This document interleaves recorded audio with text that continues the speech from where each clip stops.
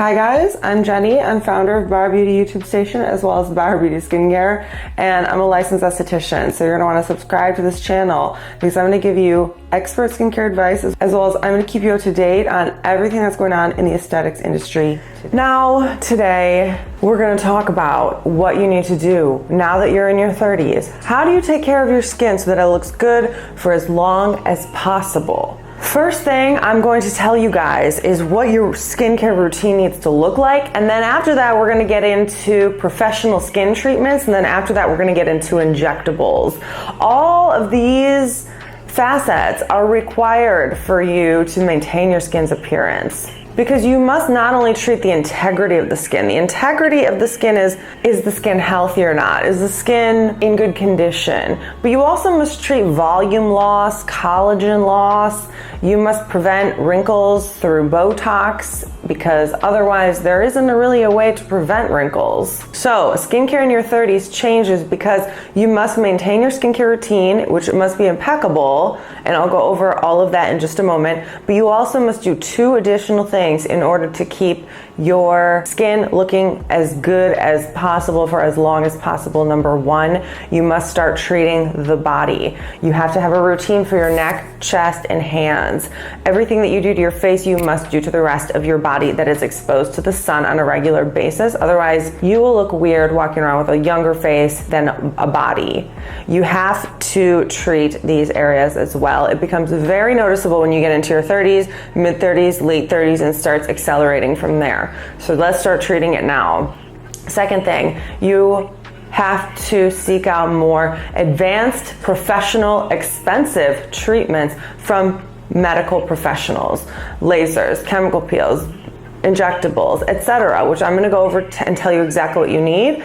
But these are the two main differences between when you're in your 20s and when you begin to step into your 30s that is going to change. And then once you excel into your 40s and 50s, these treatments just get more frequent, okay? This is worth investing in, and you have to create a budget of some sort.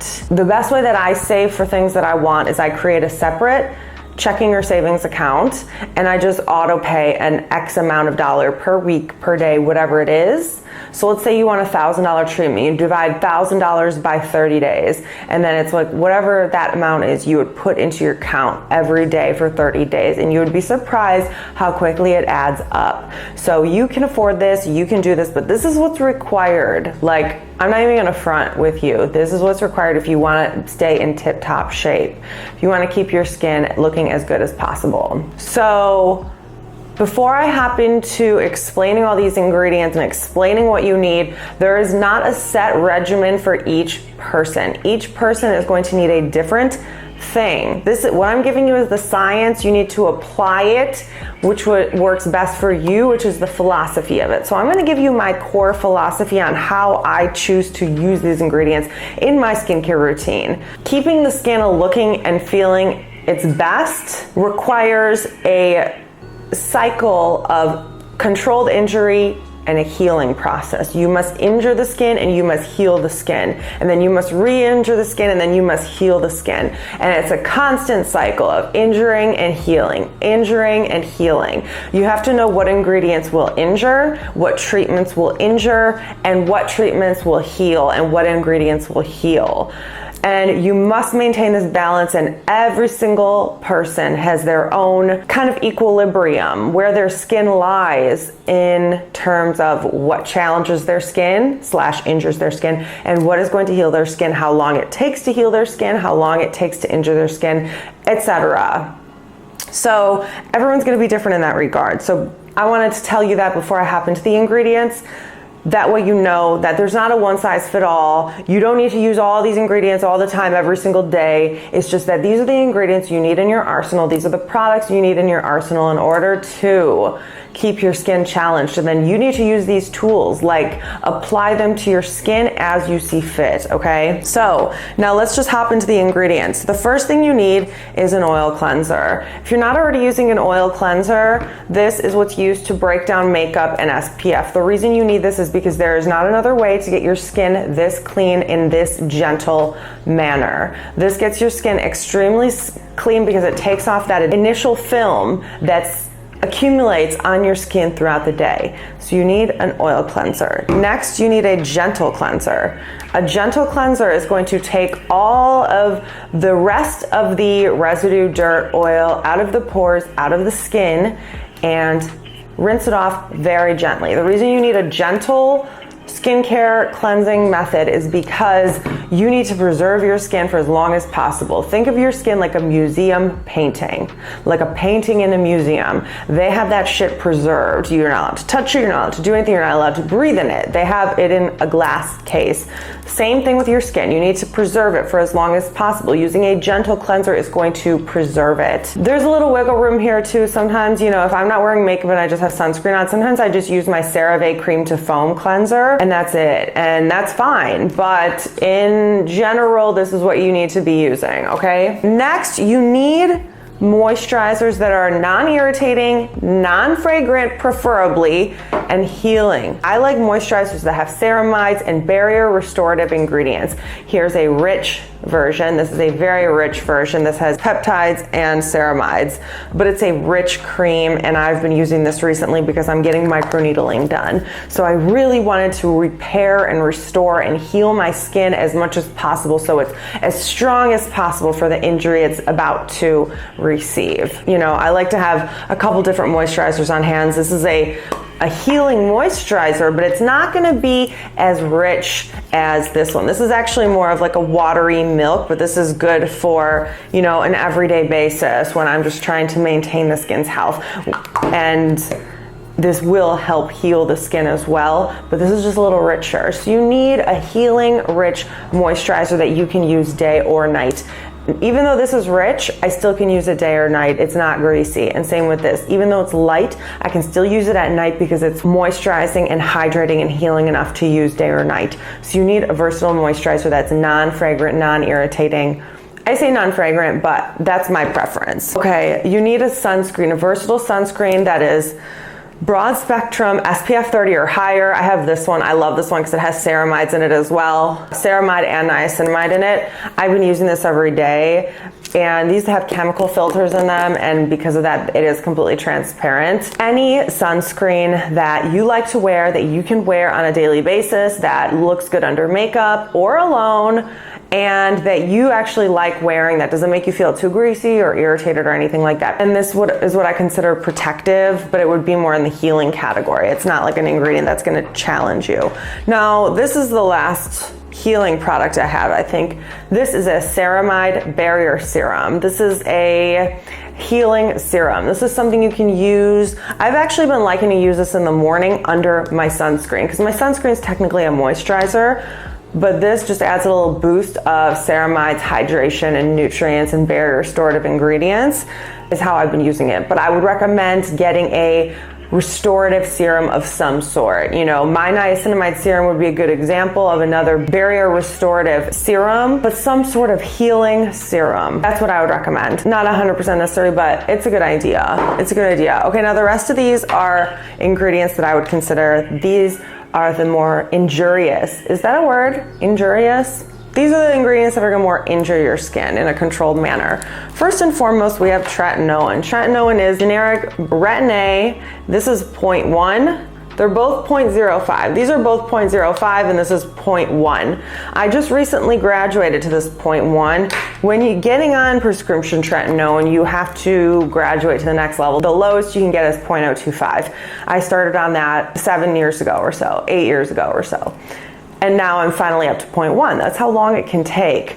This is absolutely necessary to any anti-aging routine. It's not negotiable. If you're in your 30s, you need to get this immediately. If you don't have access to a doctor, you can get it on alldaychemist.com. You can get it on bonanza.com, I think is where I actually was getting them a while ago before I had health insurance and stuff. So there are ways to get it online, don't worry. But if not, let's say hypothetically you don't have health insurance, but you want to get it in the US, it's still only going to cost you like $100 to $150 for a tube this big, which would last you probably a year.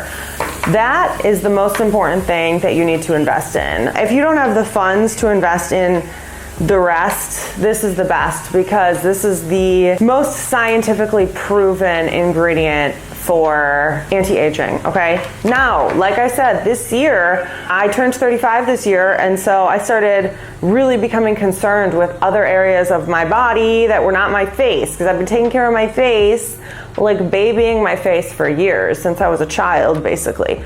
But now it's like I gotta maintain the rest of my body. So I started using 0.05 on my neck, chest, and hands. And actually I already see a difference in my hands, but this area gets very irritated. See how it is. You have to skip a day, skip a couple days. Sometimes I put moisturizer down first, put tretinoin on second, and that creates a barrier. It's a buffer, so it's going to buffer the irritation. You can do that on your face as well.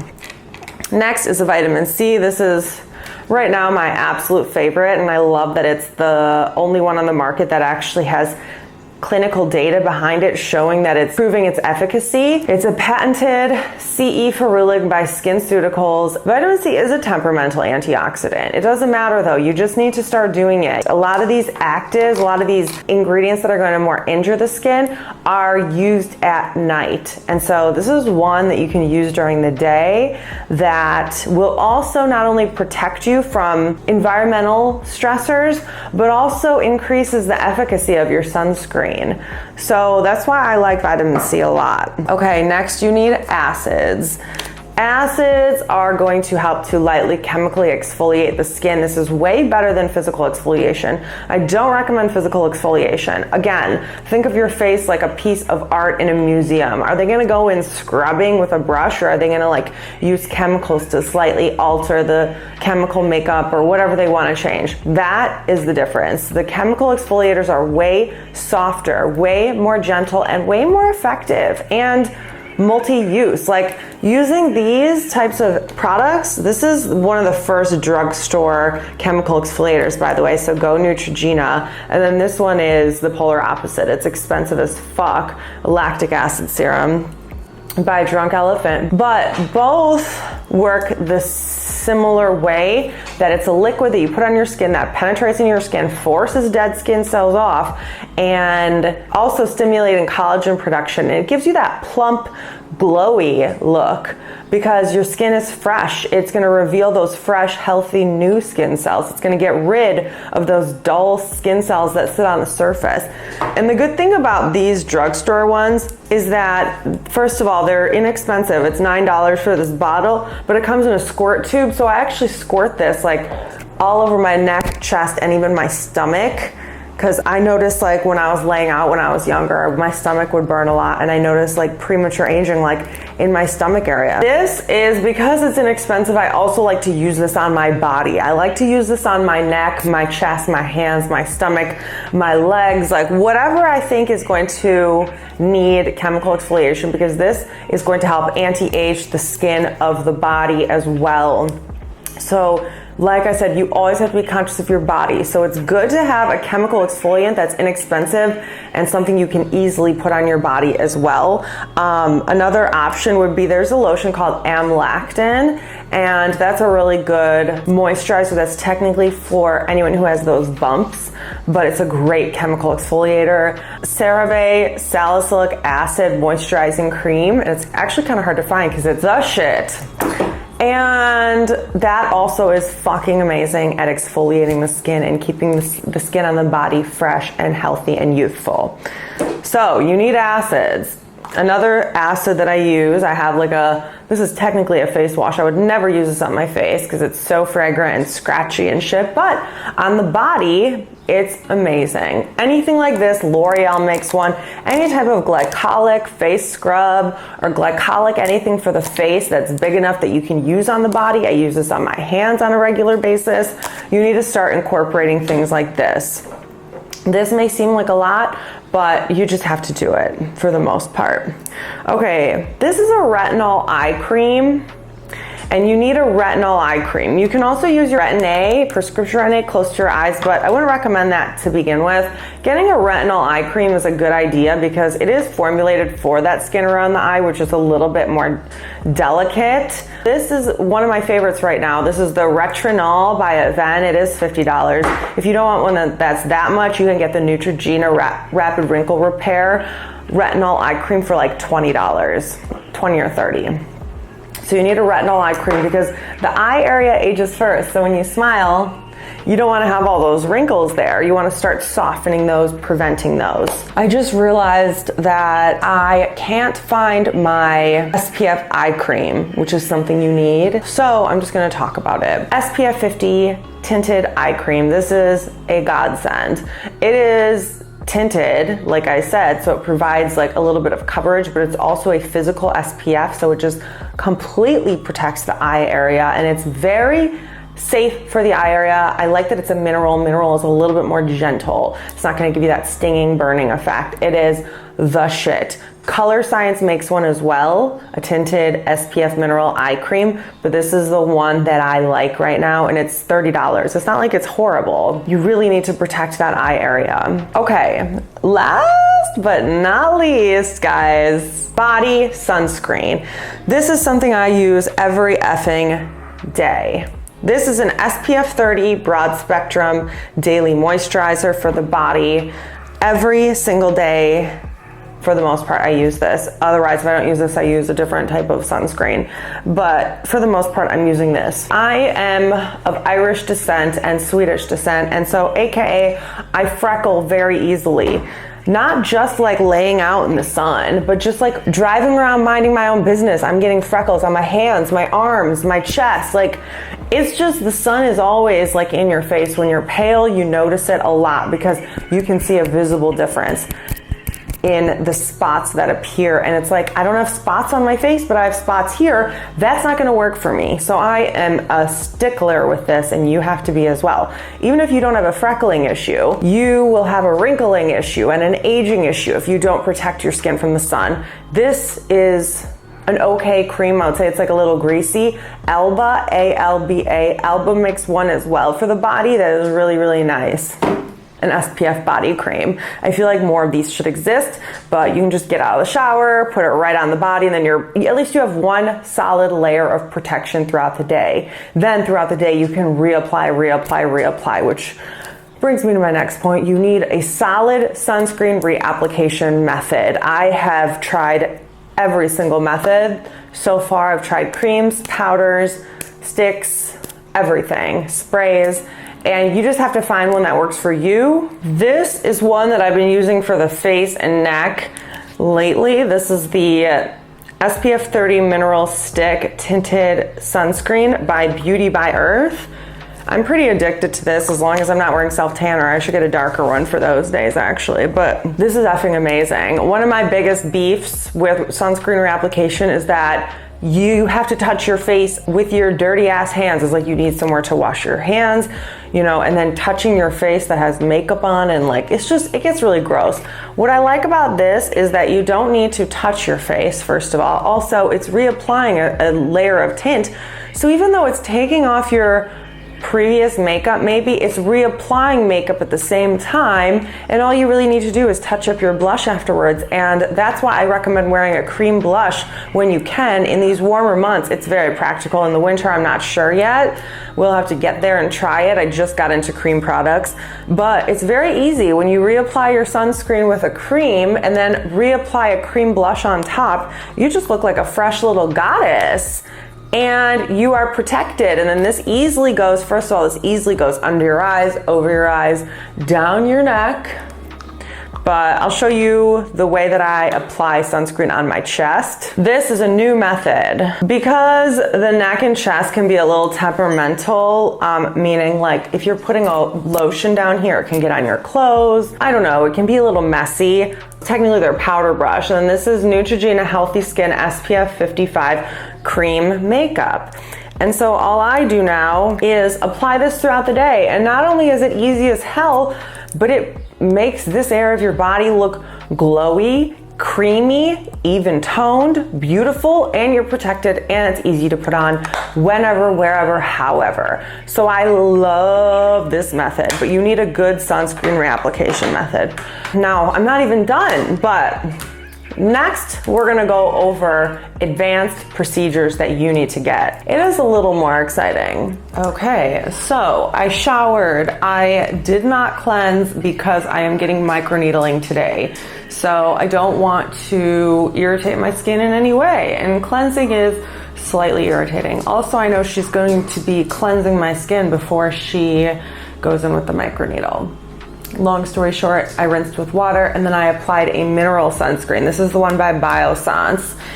And I used a mineral because mineral sunscreens are a little less irritating. I'm just trying to irritate my skin the least amount possible. And then on my neck, chest, body, I used that Hemp's SPF 35. And I am going to apply a little bit of this Neutrogena on my body as well. So let's talk about skin maintenance in a professional environment.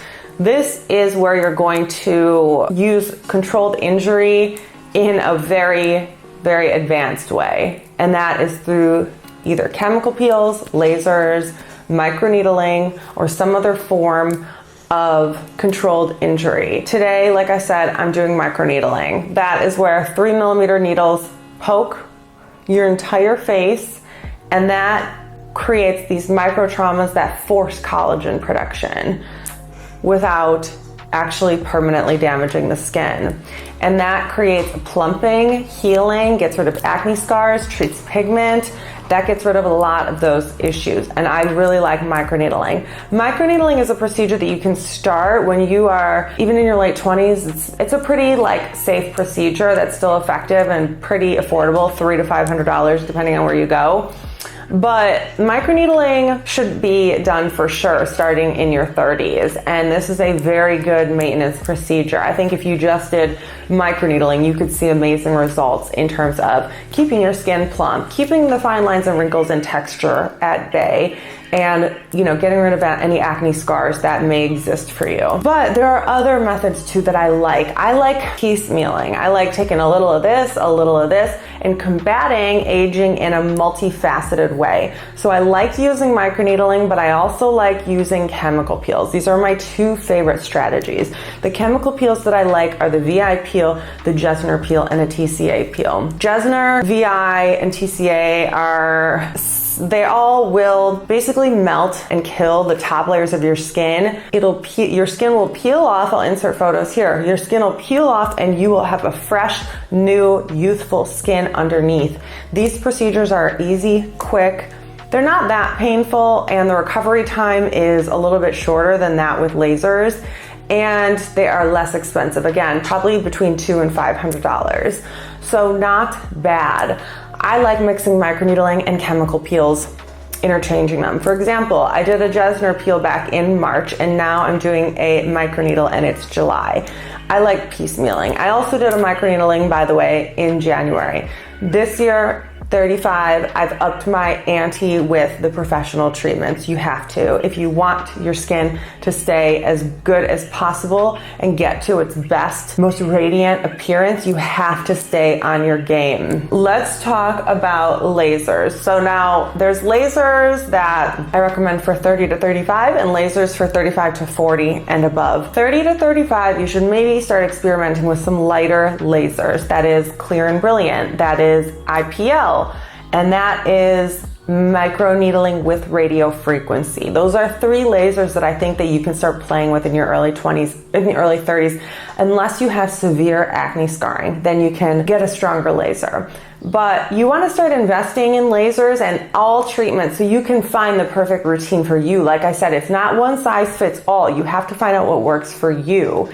So invest in a laser, see what you think, see what the results are. I've had the Clear and Brilliant and the microneedling with radio frequency. Both, for me, I don't really like lasers that much. For the cost, I don't see the ROI. Unless you get into the big lasers, the CO2 lasers, the Fraxel lasers, and the Halo lasers, which that I think will come in my late 30s. I'll be more prone to try those. But right now, I just haven't been interested in them.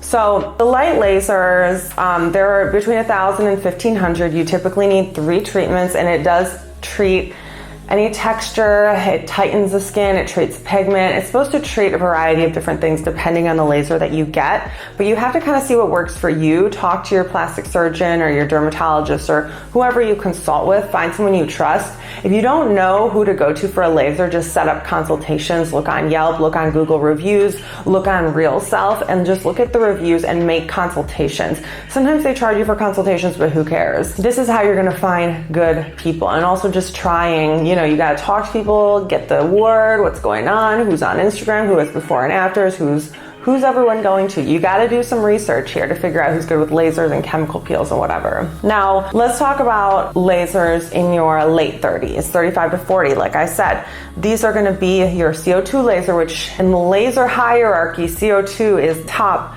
notch, like go-to. It's about $2,500. Usually you need 3 sessions of those. They always recommend multiples.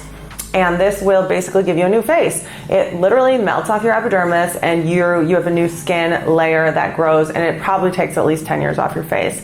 Honestly, it looks amazing, and I think it's basically like the treatment that you do that's like the trump card. It's like the trump card. On the trump card on aging, if you have any fine lines, wrinkles, like visible pigment, acne scarring, whatever, you go do the CO2 laser, you just don't even think about it. And let's say hypothetically, if you're in your 50s and your 60s and you're watching this, but if you're in your 30s and you have severe signs of premature aging for whatever reason, look into CO2 lasers. Fraxel lasers are also amazing, and halo lasers, I think in that order. So CO2, Fraxel, halo. I think in that order is the order that they go in terms of how effective they are and how strong they are. Lasers are a great way to resurface the skin. So we talked about microneedling, we talked about chemical peels, we talked about lasers. So there's another treatment you can do as well called Ultherapy. Ultherapy is recommended. I asked about skin tightening, and this is the treatment they recommended. I've never tried it, but they said basically it freezes your skin in time. It uses ultrasound therapy to activate skin tightening. So I will probably try that. They say if you don't see a difference right away, you'll see a difference over time. They say it's a long-term investment. Like someone who does Ultherapy at 35, and continues to do it or whatever, at 45, you're just going to see like a compounding interest, a total difference between you and other 45-year-olds. That's what Ultherapy is supposedly good for. So I haven't tried it yet, but I've heard great things about it. So that's another option for you for skin tightening. And that would probably be later in your 30s. The Ultherapy is not going to be as invasive or painful or anything. It's not like a laser at all. Now we're going to talk about Botox right now, and when you should start Botox, and when is the best time to start Botox, how much you should get, and what's the frequency you should use. I would say in your early 30s, you want to start on a maintenance schedule for Botox. And what I mean by that is you don't need to go overboard. You just need a little Botox here and there. But anyways, a lot of people do ask me when to start Botox. Well, you should be on it in your 30s for sure. You may not need it at the same rate as other people, or you may need it quicker. It really is a case-by-case basis. But the number one thing with Botox that you need to remember is if you've never had Botox before, and if you are in your early 30s, you do not need 20 units per area. 20 units per area is the standard that a lot of injectors recommend, and they recommend this because that will completely paralyze the area. And we don't necessarily want to completely paralyze the area. I have Botox, but I like having movement in the areas where I get Botox. I don't want full paralysis. And my theory on this is twofold. Number one, I want a little bit of movement. I think it looks more natural that way. But number two, over time, your body becomes accustomed to whatever you're doing. You're gonna need to get more and more and more of whatever you're doing. And if I'm 30, 35, well, what's gonna happen when I'm 55? What am I gonna need? 40, 50, 60 units per area of the face? And that's just, I don't think that's very smart or healthy. We don't necessarily know the long-term effects of Botox. And you just wanna do the least amount that you need for those two reasons, for health reasons, for sustainability reasons, and just because it looks aesthetically better if you just have a little bit of movement in your face. That's my opinion at my age. And for people that are younger than me, for sure, and maybe even older than me, you just need a little bit. Start small. Everyone's Botox schedule is going to be different. This is what my Botox schedule currently looks like. I've been getting Botox since I was, I want to say 28 or 29. I kind of forget. So about 6 years. And I started with my forehead. And I think they even did 20 units in my forehead. And I was like, whoa, that's a lot. And that was when I realized you don't need that much. Okay.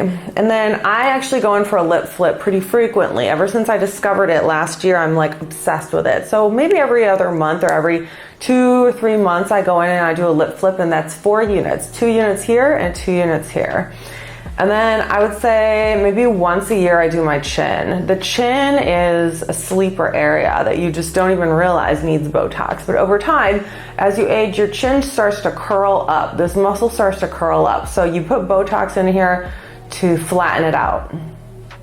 And it also helps flip this area of your lip down. I'm looking in the viewfinder, that's why I'm looking over there. And then what else? Oh, crow's feet. Maybe once a year or so, put a few units right here. Some other people do Botox right here. These are called the bunny lines, but I don't have an issue there. And that's my Botox schedule, and this is for wrinkle prevention. It's hard once you have a wrinkle to reverse it. So if you can prevent it with little by little by little by little, that's the best case scenario. So now let's talk about fillers for a moment. The reason why fillers are necessary is because in your 30s, you start to experience volume loss. Volume loss creates sagging skin and also enhances texture in the skin. You want your skin to be taut so that it is smooth and plump and radiant and healthy looking. When it starts to sag, you start to get more texture in the skin, and it just aesthetically throws off your face. The youthful face has an upside down triangle look,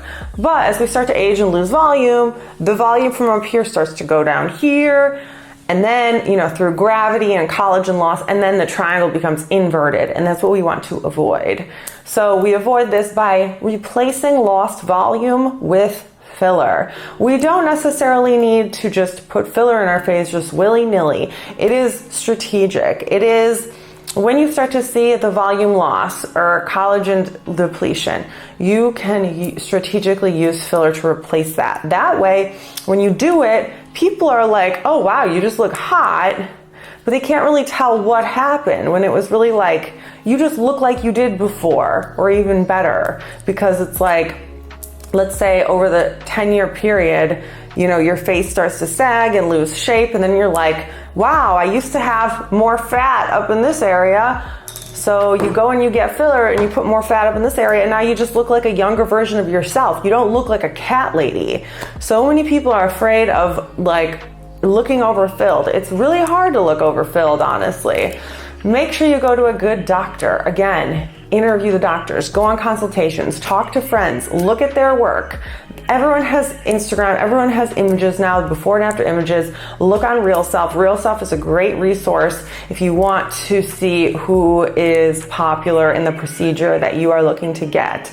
So dermal fillers. With any of these procedures, it's not just like you can walk into a doctor's office and be like, I want to look like this, and they're just gonna poke and prod at you until you leave looking like that. Absolutely not. It is an investment. It is a time investment. It's a money investment. You need to search for the right people. You need to do your research. You need to try them out. You might waste money. You might get a procedure done and be like, I see nothing, or I hated it, or it didn't work for me. I mean, I spent $1,500 on microneedling with radio frequency in January, and I didn't like it, but at least I learned that lesson of, okay, I tried it, didn't like it, moving on. So you need to find what works for you, and you can't expect this to be an overnight thing. It has to be a constant journey, a constant curiosity into what's going to work next, what should I try next, and make a schedule for yourself. If you can't do it in your head, write it out in your Google Calendar or a visible calendar. Make sure you're getting a treatment every 8 to 12 weeks. You want to sprinkle in facials in there as well. When you're in your 20s and early 30s, I do recommend just regular facials and less of the professional treatments. But once you get into your 30s, you need to start getting into more professional treatments and less facials. But you still need to maintain your facial routine. But you can't get results-oriented facial, aka extraction, light chemical peel. If you are getting microneedling, lasers, deep chemical peels on a regular basis, you can't overload your skin because you need that time to heal. Another thing that I'm going to tell you that you can do that I haven't tried yet that I want to try, it's called a PDO thread. And a PDO thread it's a needle, kind of like a fishing hook with a string attached to it. And the injector fishes that hook down into your skin, hooks it into your skin, and then pulls up your face and then ties it back here. So then all of a sudden you have a mini facelift. That shit looks amazing. I am going to try that eventually. I was quoted $1,600 for that, for the whole face, this area of the face, which is what I want. And that is something I definitely will be trying as well. You get immediate results. Downtime is minimal. You can't work out for a few days. You really shouldn't bruise or anything like that. And I mean, it's fucking fantastic. Like, you want to keep the skin taut as shit. So, you know, that's what I want. I want just like a little lift, just like a little lift. Or even if you want to define your jaw, you know, you can put a PDO thread here. You need to constantly be doing shit, girls, though. This is what I'm talking about. We're in our 30s now, okay? You gotta keep up the appearance. I could go on a rant. Actually, I feel like a lot of women, once they have children, they kind of forget about themselves, and like, don't do that. So that is it. I think that's it. God, that was a long ass video. I hope you enjoyed this. Make sure you share it with your friends. Make sure you subscribe right now. Hit that bell icon. Like this video if you learned something today. And I'll see you in my next video. Bye.